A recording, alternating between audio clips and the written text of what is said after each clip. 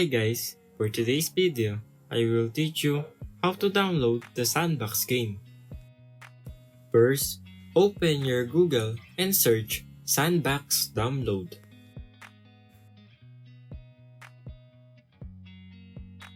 Then click the Sandbox game.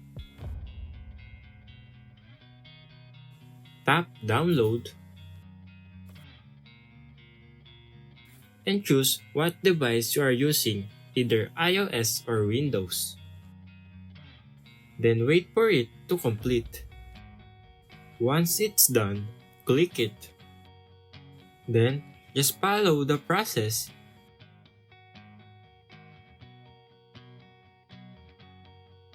Then tap install. Then wait for it to complete. Then that's it.